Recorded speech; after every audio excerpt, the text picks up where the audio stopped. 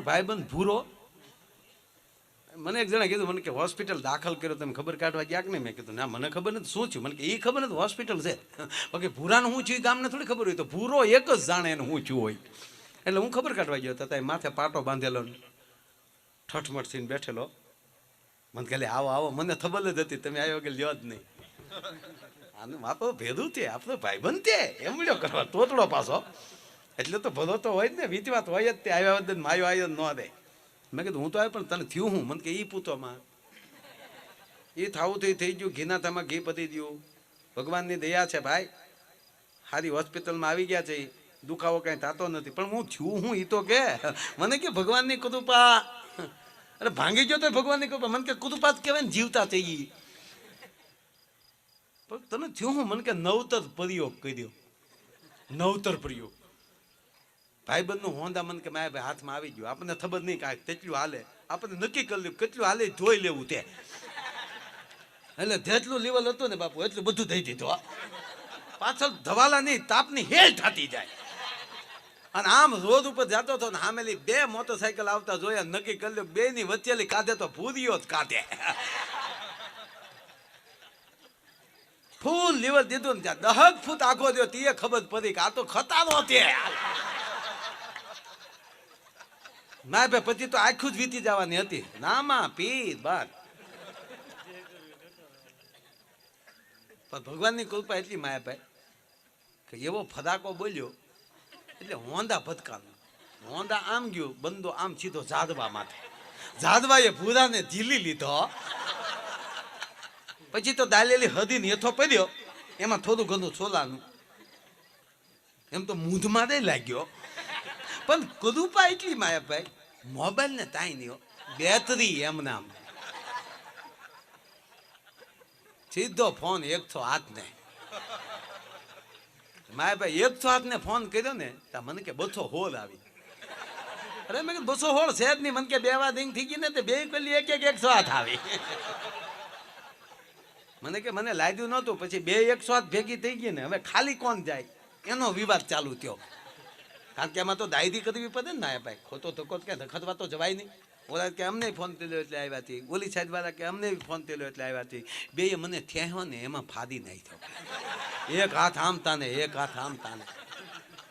પછી મેં એમ કીધું કે એક કામ કરો, એક સીધી ગાડી રાખો, એક રિવેટ ગાડી રાખો.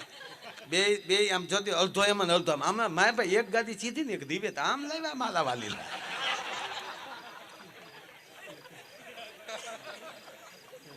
તમારે ભૂરા ધંધા દેવા. એક વાડીએ બેઠેલો ને ભૂરો આવ્યો મારી પાસે. મને કે જય માતાજી. જય માતાજી. આવ્યા હાવ નીમણો. કેમ એલા નિમાણો હાવ કેમ? મને તે વાત જવા દો. પછી તો લગ્ન છે 15 દિવસ થયેલા. અરે મેં કીધું તું તારા લગ્ન થયા ને તું અત્યારે ઉદાસ. મને કે માયાભાઈ વાત જવા દો, આવા ધંધા તરાવ્યા જ નહીં. અરે મેં કીધું શું થયું? તે વાત જવા દો ને ભાઈ, બીજી વાત તરો ને. મને કે મહાજનના બિલ આવે છે ઘરેણાના. અરવિંદભાઈ પહેલા ઊંચીના લીધા હતા એના ફોન આવે છે. પણ એ ફોન ઉપાડ શું કામ? મને કે ઉપાડવા તો ન જોઈએ, પણ એ પાછા ધરે આવે ઉઘરાની કરવા. તો આપણા ઘરના આપણે આ બધું શું? મેં કીધું એ બધું તો થાય, પણ તું અતિ નિમાણો કેમ? મને કે 3 દી થયા માયા. મૂળ મુદ્દો આ ઉઘરાણીનો મુદ્દો નહોતો, મૂળ મુદ્દો આ 3 દી થયા માયાભાઈ આ તો ગયા દિવાળી કરવા. હું કહું એ તો જાય. મને કે એ ખબર જ નહોતી જાય. 3 દી માયાભાઈ આપણે કેમ ફરાઈ ગયો ફોદવો એટલા. હું તો ત્યાં બોમ્બ ફોદવા જઈ તો સુદિયા થઈ જાય. આપણને ગમતું જ નથી. વૈયા જ્યાં જાણે આપણા ગામમાં ભાવ ને પ્રેમ બધું વયું ગયું હોય. ઘરે તો માયાભાઈ હા અંધારું ગમે એટલા ગલોપ કરીએ તો અંધારું જ લાગે. હા કઈ ઉઠતું જ નથી. મારા બા બોલે જાણે કૂતર્યું બોલતું હોય એવું લાગે. મારા બાપા બોલે તો જાણે ગધેલો ભોગતો હોય. રોટલી ખાઈ તેમ લાગે જાણે હગતરી ખાતા હોય. ખીચડી ખાઈ જાણે ગોદડાના ગાભા ખાતા હોય. રોજ માત જ વયો ગયો.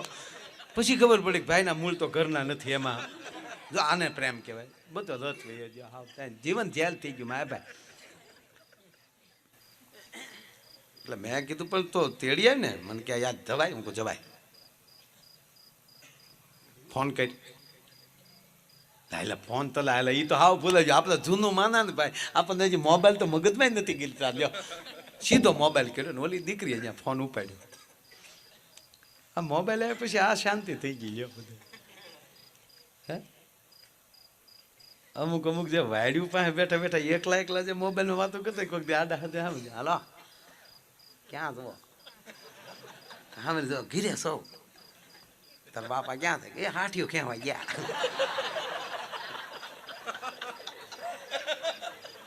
તાર ભાઈ ની એ ગાંઠ લે લેવા ગયા. રેસ નહીં ગયા સોખાની વાયુ ને મારા ભાઈ ત્યાં લેવા ગયો. તાર બા શું કરે? એ ગોદડા ધોવે.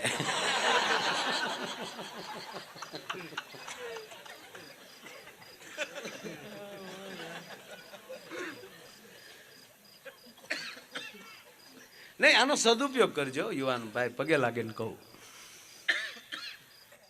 કોઈ પણ વસ્તુ, શાસ્ત્ર હોય, શસ્ત્ર હોય, યંત્ર હોય, મંત્ર હોય, એ જેટલું સહકાર આપે છે એનો દુરુપયોગ છે તો એટલું જ ખરાબી કરે છે. રાવણ છે એ 4 વેદનો જાણકાર હતો પણ એને સદુપયોગ ન કર્યો. રાવણ પાસે તમામ વિદ્યાઓ હતી, 12 મેઘ એને પાણી ભરતા હતા પણ એને સદુપયોગ ન કર્યો. આ મોબાઈલ, આ નેટ, હમણાં આવ્યું જીવો ઓર જીને દો.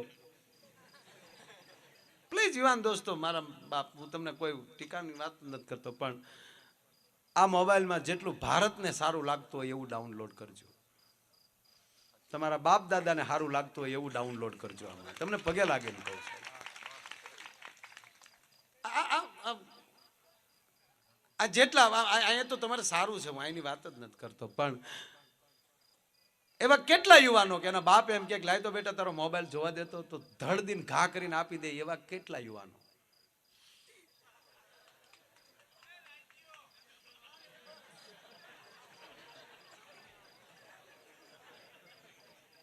હાસ્યમાં ન લેતા, આ પેઢીઓ માટે જેથી તેથી ખતરનાક છે.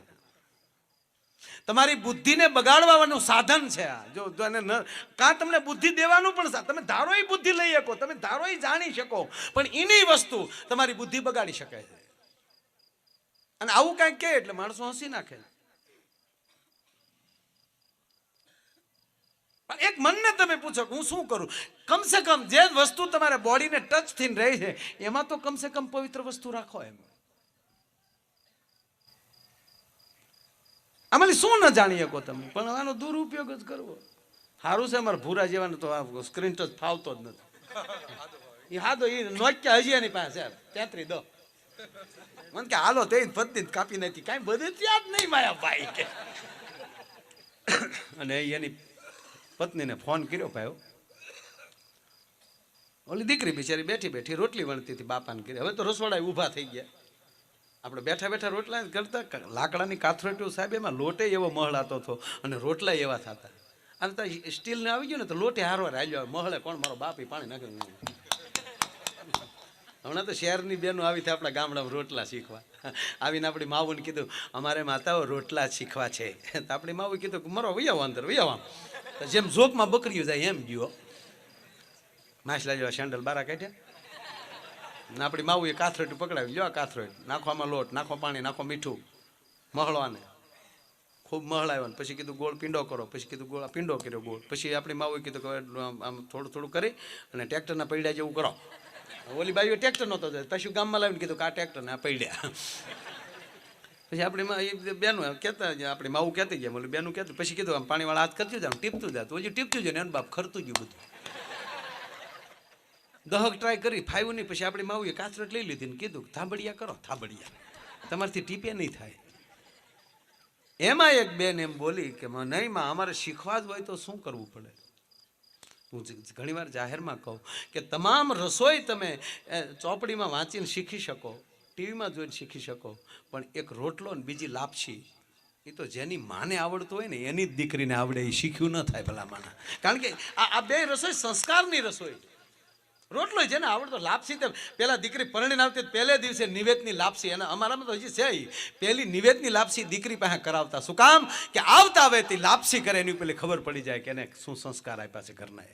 એક જ રસોઈમાં. અને ત્રીજી વાત કે દીકરી 15 એના લગ્ન પછી પહેલી વાર જ્યારે બાપને ઘેર આટો આવે અને પહેલી વાર પછી મા દીકરી બે રૂમમાં બેઠા બેઠા વાતું કરતા હોય, એ વાતું સાહેબ સાંભળી લઈને એ વાતું ઉપરની સંસ્કારની ખબર પડી જાય. પહેલો જ આટો જે આવ્યો હોય અને દીકરી બાજુમાં બેઠી હોય, માં પૂછતી કાં બેટા કેમ છે બધું? ત્યારે દીકરી આંગુડા લુસતી લુસતી કહેતી માં મારી ચિંતા ન કરતી હો, તારી જેવી જ હેતાળી મારી હાહુ છે. દેરિયા જેઠિયા માં ભારુડા જેવા છો, મારી ચિંતા ન કરતી. ત્યારે માં એટલું કે બસ બેટા ધ્યાન રાખજો, તું કોની દીકરી છે ધ્યાન રાખજે મારા બાપ. આટલામાં બધું આવી જાય. પણ અમુક માં અમુક ઓલી હજી 15 દી રહીને આવી તો હું 15 દીમાં હાવ હાઠીકા જેવી થઈ ગઈ. જાતા વેત નોખી નો થાત મારા પેટની ને. એ રેવા દે.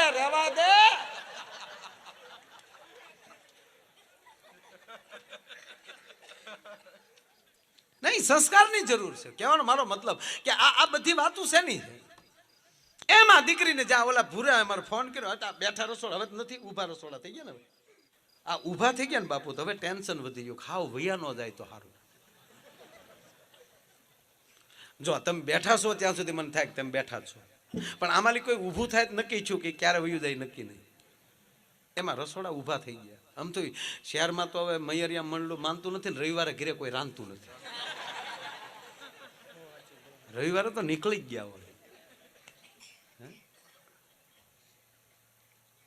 પ્લીઝ હું કોઈ ઓલી વાત નથી કર, પણ માતાઓ બહેનોને પ્રાર્થના કરીને એટલું કહું, જાજો ગમે ત્યાં જમવા જાઓ, પણ જે દિવસે ઘરે જમવાનું ન હોય ત્યારે કમસે કમ એક રોટલી તો રાંધતા જજો. શું કામ? કે તમે અહીંયા તમારો સદગુરુ બેહાડ્યો છે, તમારો ઈષ્ટદેવને તમારા ઘરમાં બેહાડ્યો છે, તમારો વાસ્તુદેવ ત્યાં બેઠો છે, એને હોટલનું નથી ફાવતું. જેથી તમે નહીં રાંધો ને તેથી ભૂખ્યા રહે. ઓલી ખાલી એક જ રોટલી રાંધતા જાઓ ને તો સાહેબ એમાં એ બધા હપીને જમી લે. એને તો વાસનાની ભૂખ્યા છે, એ શ્રદ્ધાના ભૂખ્યા છે. હોટલમાં જાય બધા. માની લો તમે પંજાબી ચાઇનીઝ તમે જમવા જાઓ અને તમે જે મેનુમાં જોઈને ઓર્ડર આપો લખીને, તમે જે સબ્જી મગાવી એને બદલે બીજી સબ્જી બીજું શાક આપે તો ભૂલ કાઢે એવા કેટલા? કોઈ નહીં.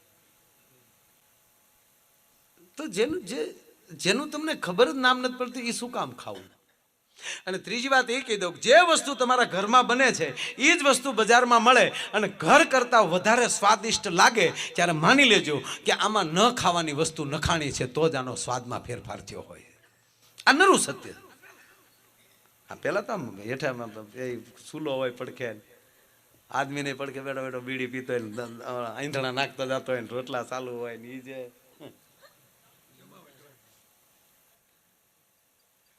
એમાં બિચારી રોટલી વણતી હતી, બાજુમાં એને બા બેઠેલા ને એમાં ભૂરાની રીંગ વાગ્યો.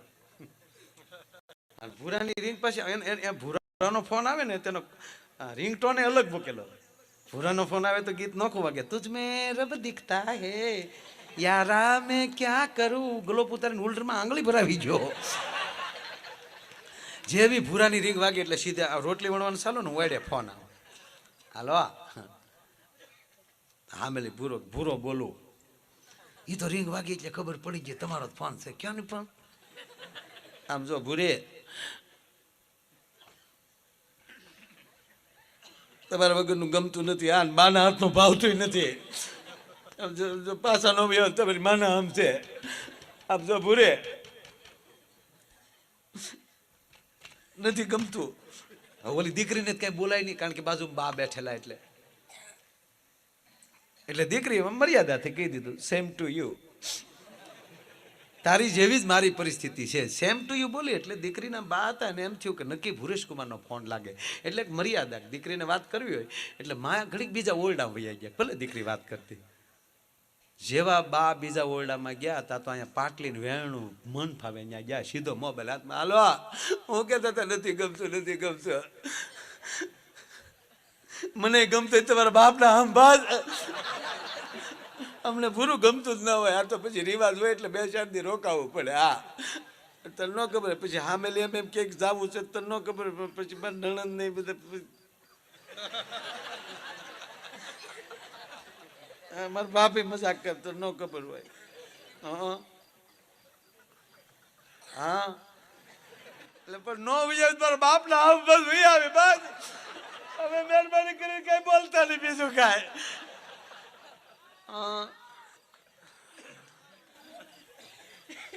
બીજું કોઈ ન ઓલા જીતુભાઈ ની બેઠા એનો અવાજ આવે.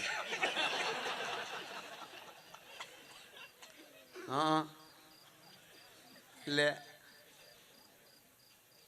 હા એમ તમારા બા ની એ કહેતા હતા.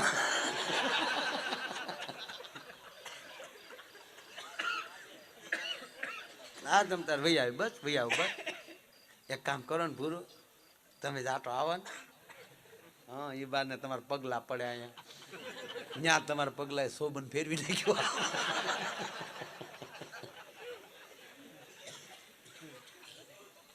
ના ના ભાઈ આવી બસ તમ તારે તમે આવો તો વધારે સારું.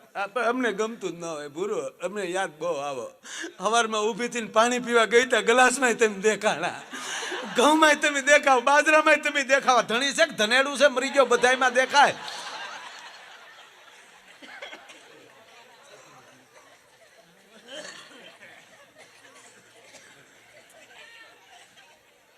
એટલે જીવનમાં ભાવ રાખો લાગણી રાખો. અરે મને ખરેખર આપણી પાસે મૂળ વાતી કરતો હતો જે કે આપણી પાસે જે જાણકારી છે આપણી છે આપણે જ્યાં છે ત્યાં આપણે બરાબર છે. કોઈ દી આપણી જાતને નાની ન સમજવી. ઓલો ગામડાનો માણસ ઢોર ચારતો હતો ને એમાં એક ફોરેનર નીકળ્યો યુરોપિયન. હેલો મિસ્ટર ગોવાળ હાવ આર યુ. ઓલો કે ખંભે છે ધાર્યું હું છે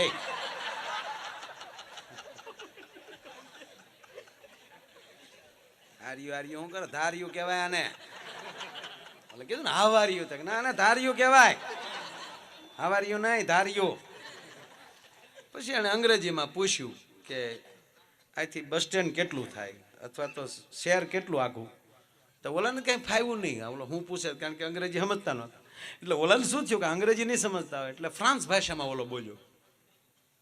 તોય એણે કંઈક આને ફ્રાન્સ ભાષા ક્યાંથી આવડે. ચારક દેશની ઓલો ભાષા અલગ અલગ બોલ્યો પણ સામે કાંઈ ગોવાળે જવાબ આપ્યો નહીં. પછી ઓલો ફોરેનર કંટાળીને વયો ગયો.